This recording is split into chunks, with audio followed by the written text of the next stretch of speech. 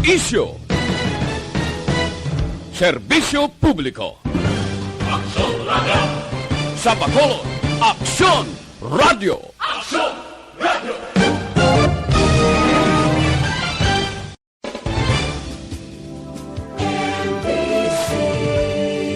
Manila Broadcasting Company.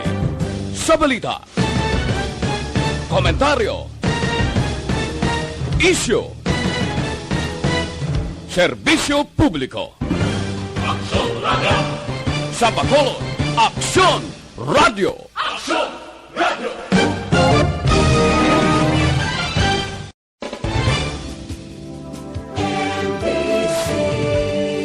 Manila Broadcasting Company. Sa balita, komentaryo, isyu, serbisyo publiko. Aksyon Radio! Sa Bacolod, Aksyon Radio. Aksyon Radio!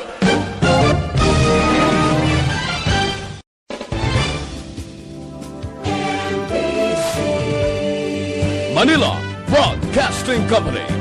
Sa balita, komentaryo, isyu, serbisyo publiko. Aksyon Radio! Sa Bacolod, Aksyon Radio. Aksyon Radio!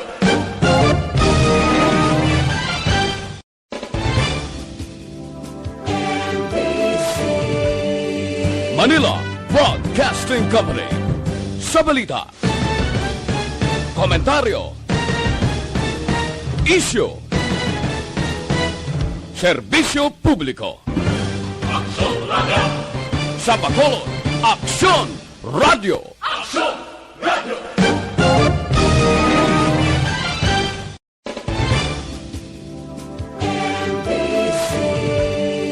Manila Broadcasting Company. Sa balita, komentaryo, isyu, serbisyo publiko. Aksyon Radio! Sa Bacolod, Aksyon Radio. Aksyon Radio!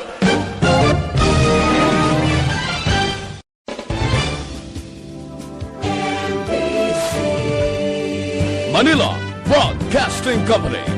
Sa balita, komentaryo, isyu, serbisyo publiko. Aksyon Radio! Sa Bacolod, Aksyon Radio. Aksyon Radio!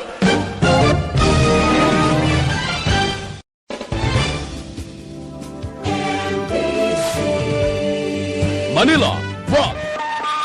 Aksyon Radio Philippine Standard Time, las 6:35. This time check is brought to you by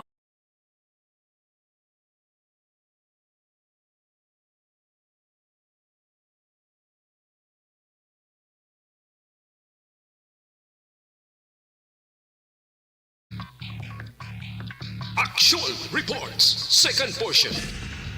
Ikalidad, kag madalong ng mga analisis sa pinakainit na balita sa bilog na probinsya kag nasyon. Action Reports, second portion. Patas kag balanse na komentaryo sa mga issues kag mga balita nga nagaapekto sa mga pumuluyo sa adlaw-adlaw nga tanan. Action Reports, second portion. Upod sa veterano kag respetado nga komentarista. Action Fred Salanga. Karon nga adlaw Lunes, pizza 17 na bulan sang Mayo tuig 2021. Anano ang mga balita kag isyu nga atong talakayon para karon nga adlaw? Ang mga balita kag isyu idulong sa aton sang D3 Bayo. Dako ang mabulig sang D3 Bayo sa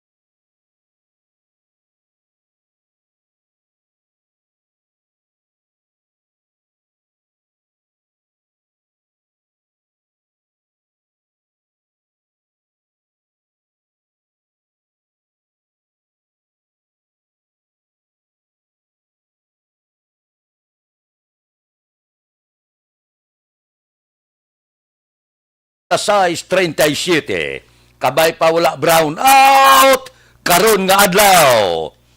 Kahapon puwerte man nga pag-antos naton sa kainit. Kabay pa nga sige kag wala sang upang ang brown out kay man grand coronation karon.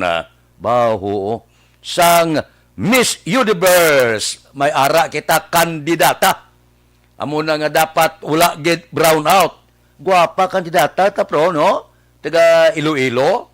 Siling nila Ilungga kuno. Guwapa. Si Rabia Mateo amo ning aton kandidata. Kabay pa.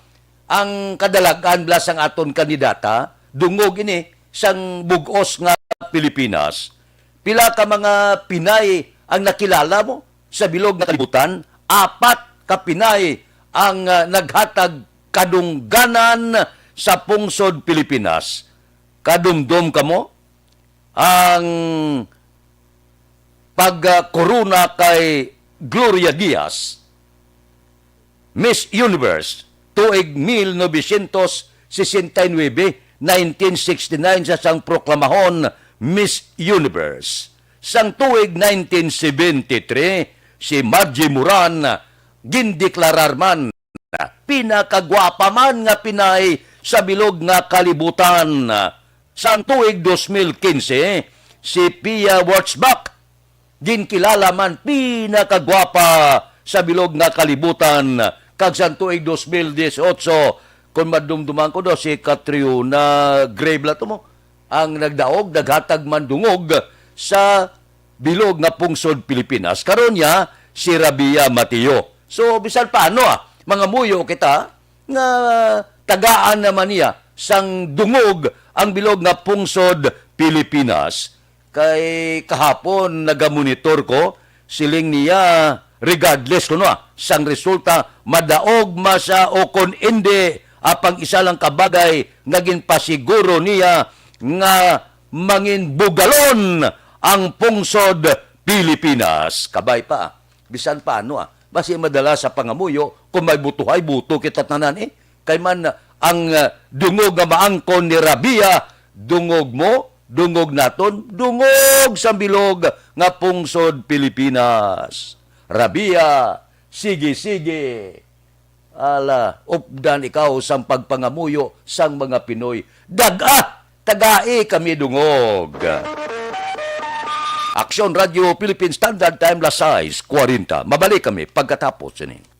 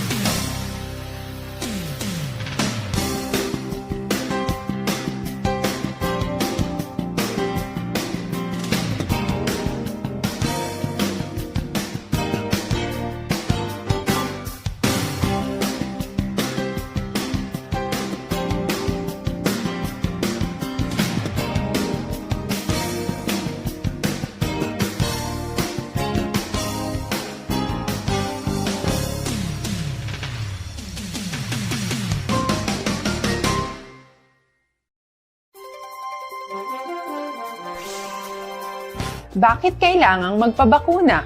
Bakit nga ba vaccination? Ang pandemyang ito ay kumuha ng maraming buhay at patuloy pa nitong nilalagay sa peligro ang buhay ng nakakarami.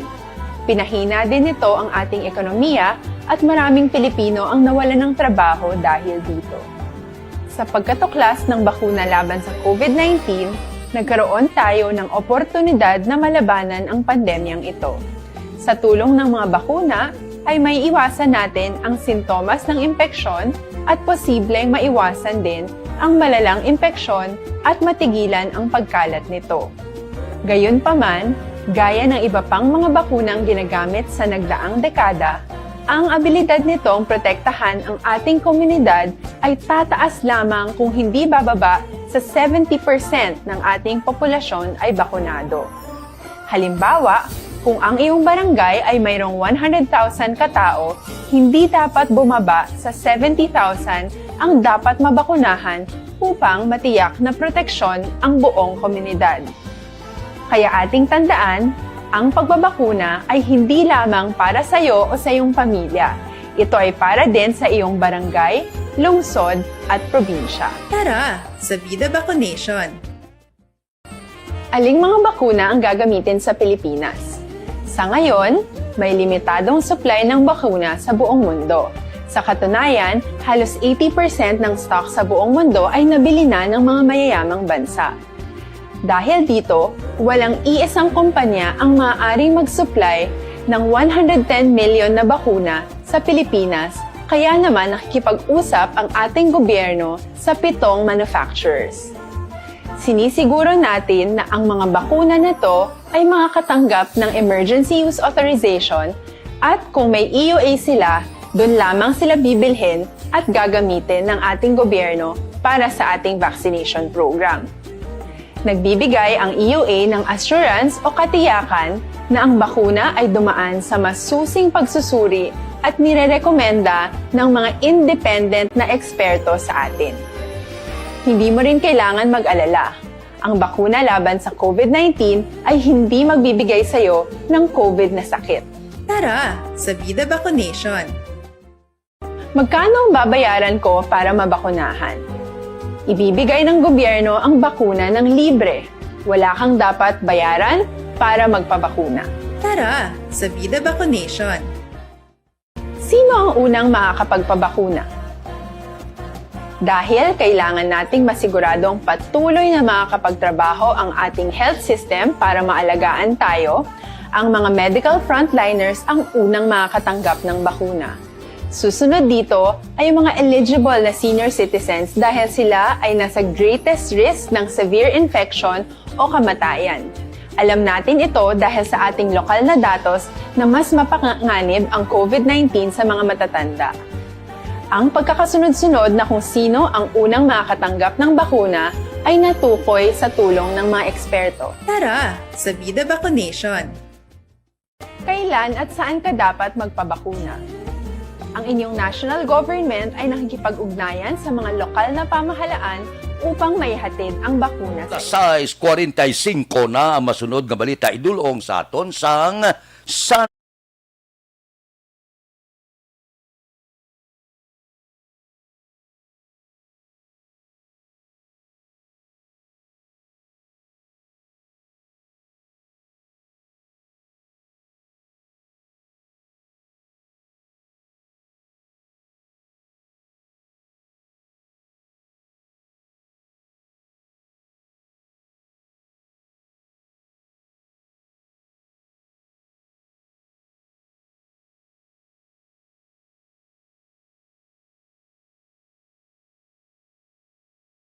Radio Philippine Standard Time la size 46. Tandugon ko lang makadali ini ho.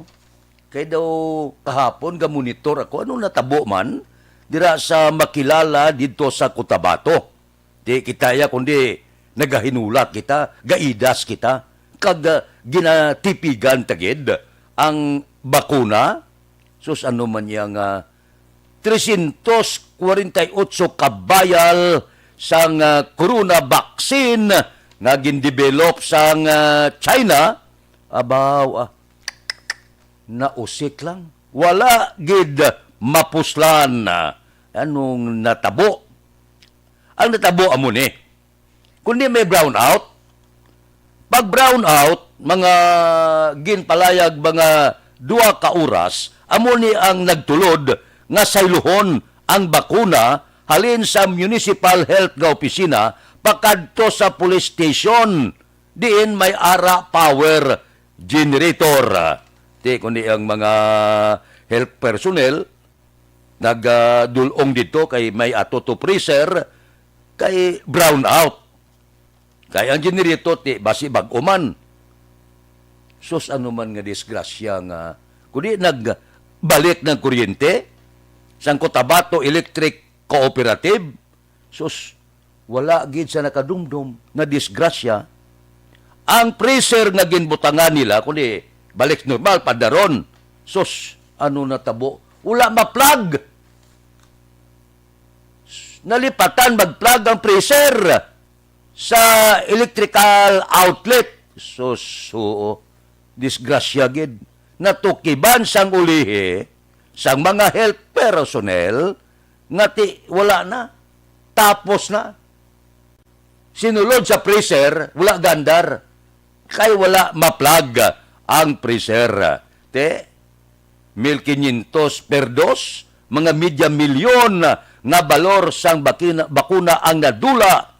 So, perte, no? Suno sa report sang aton sini mga ikaayong lawas nga opisina, sila yung mga 174 kagabuhi ba? Kung tani ang nasarbar, sining nausik nga corona vaccine. Ano natabo? Wala gimadumduman? Yung kakita niya man, ginawa ta nga halong sining bakuna nga hindi mausik, dito gindali-dali man tuod transfer, ang halit, ang brownout gid. Di ka ba pa ni matabo sa Bacolod? Sinaylo sa police station, kay may freezer, wala matakod sa kuryente, disgrasya gid. Di kundi ula, pilak ang bakuna, perti kanugon. Di sinong balasulon sini? May balasulon gid. May ara gid kulang sa ginatawag naton pag-atipan. Isulod mo sa freezer, siguruhon mo na plug mo. Ano na sulod mo sa freezer, wala kay kabalo kung na plug o kung wala. Di ko ni-disgrasya. Pagbalik nila ay, katiwangwang ang plug, wala yung ma-plug dito ang freezer, di kundi kung sa pagkaon pa, napano sa bakuna. Aksyon Radio Philippine Standard Time, las 6:49. Mabalik kami pagkatapos ini.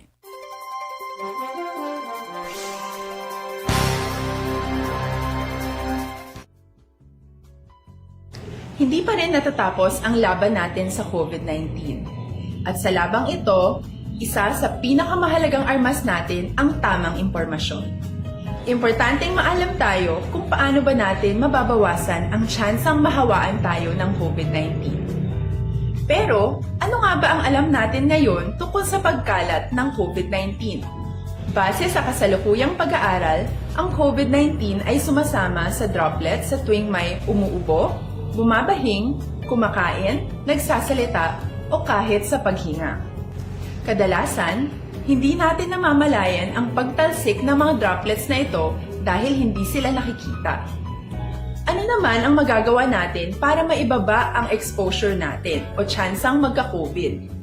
Kailangan nating maibaba ang exposure mula sa virus tuwing nakikipagsalamuha tayo sa iba.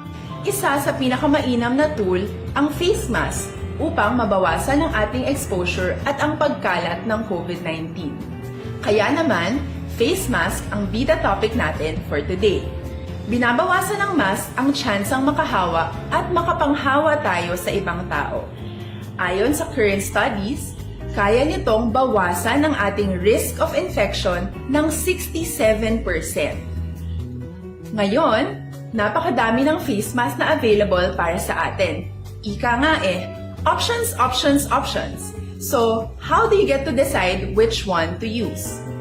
I-ready ang inyong mga phone at i-screenshot ang mga comparison na ito ng iba't ibang mask.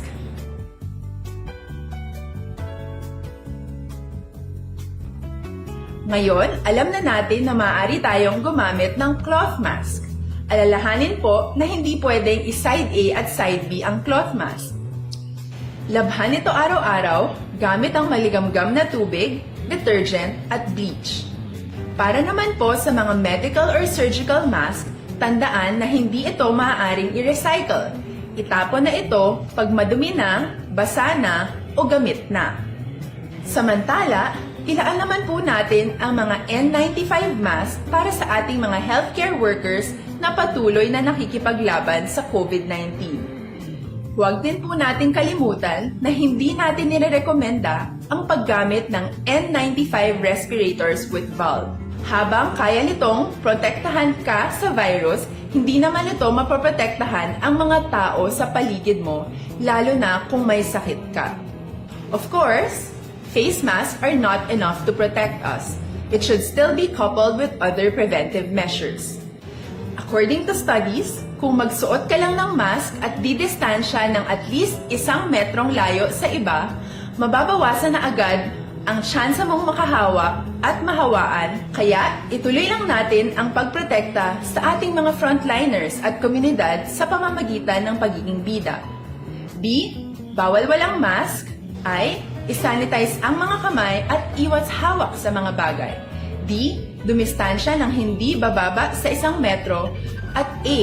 Alamin ang tamang impormasyon.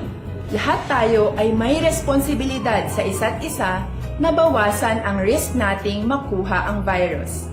Ang pagsunod sa ating minimum health standard ay isa ring paraan para sabihing nirerespeto kita at gusto ko pareho tayong ligtas.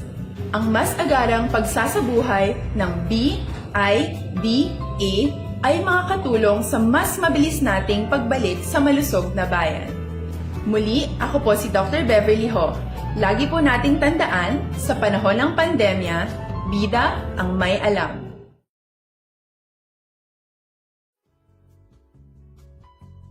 Hindi pa rin natatapos ang laban natin sa COVID-19. At sa labang ito, isa sa pinakamahalagang armas natin ang tamang impormasyon. Importanteng maalam tayo kung paano ba natin mababawasan ang tsansang mahawaan tayo ng COVID-19. Pero, ano nga ba ang alam natin ngayon tungkol sa pagkalat ng COVID-19? Base sa Radio Philippine Standard Time, lasay 54 na masunod nga isyu idulong sa aton sang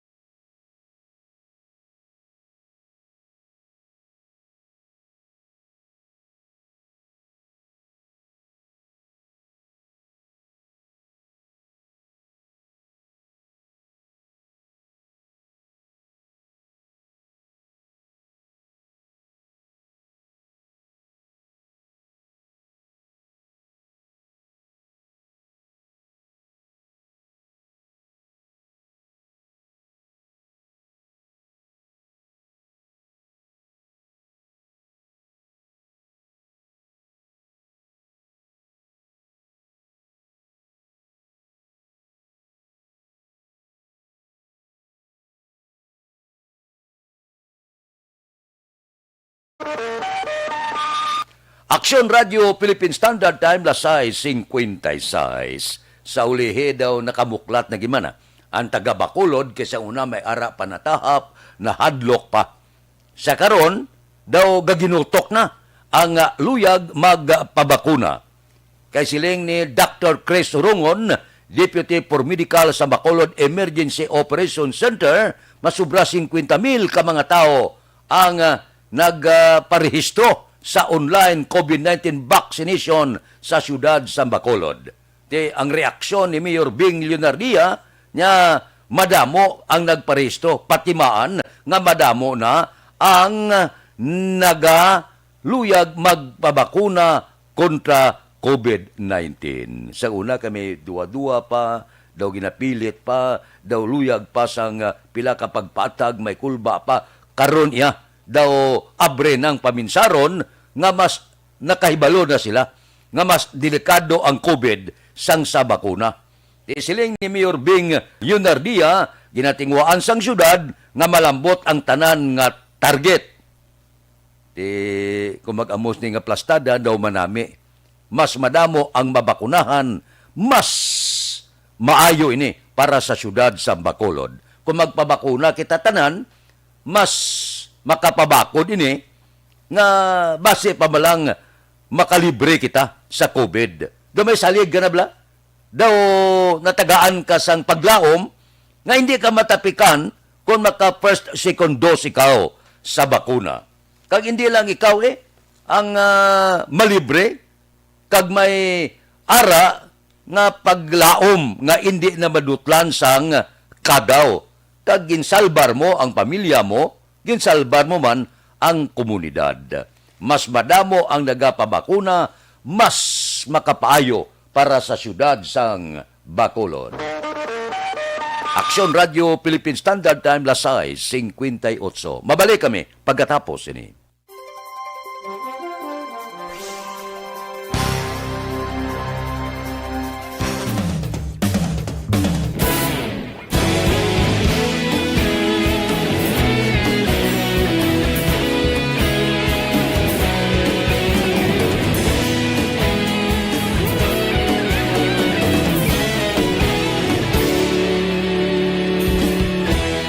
Agapasang banwa, mabugaw nga hangin agadapyan na.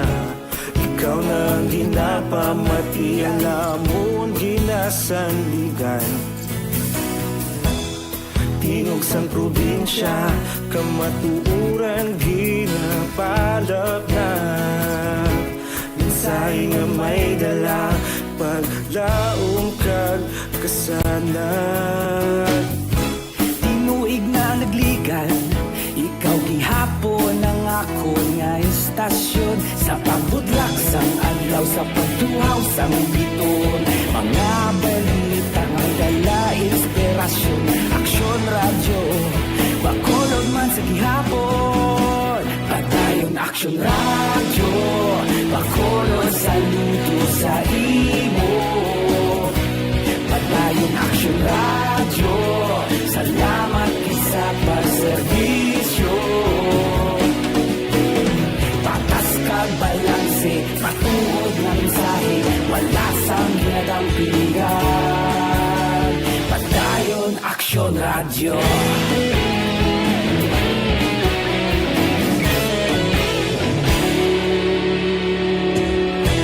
Bacolod nun kag Negros sanon, inyong pamatian. Istasyon nga nagapalaplag sang kamaturan. Mabakod nga prinsipyo, reporter handa sa serbisyo. Kahapon, karon kag sa gihapon, kita magapadayon. Tinuig na nagligan, ikaw gihapon ang ako nga istasyon. Sa pagbutlak sang adlaw, sa pagtuhaw sang biton. Mga balita nga may dala inspirasyon. Aksyon radyo, Bacolod man sa gihapon. Padayon aksyon radyo, Bacolod saludo sa imo.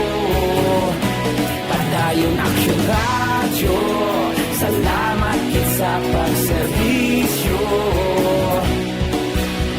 Patas kag balanse, patuod nga mensahe, wala sang ginadampingan. Padayon aksyon radyo. Una sa balita, una sa aksyon, sa Bacolod Aksyon Radio. Una sa balita, una sa aksyon, sa Bacolod Aksyon Radio. Kita ulog na ngay, sinsan ang mga kalintangan. Responsable at pagbalita, pagdayon na ipalag na. Malasig pero sigurado, aksyon na may dalang pagpalanggan.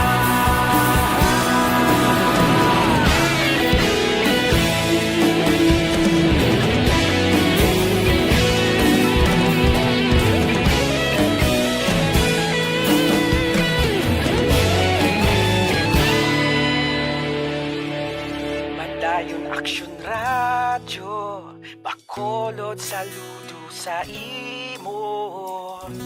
Padayon Action Radio, salamat gid sa pagserbisyo. Padayon Action Radio, bakolod saludo sa imo. Aksyon Radio Philippine Standard Time, La City 2, standby na. Sa aton Aksyon Balita Morning Edition. Upod kita kay Aksyon Boy Duran, kag Aksyon Dorel Cabato, Aksyon Fred Salanga, una sa balita, una sa aksyon, sa Bacolod, Aksyon Radio.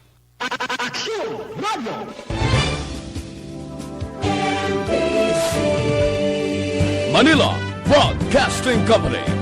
Sa balita, komentaryo, isyu, serbisyo publiko. Aksyon Radio. Sa Bacolod, Aksyon Radio. Aksyon Radio.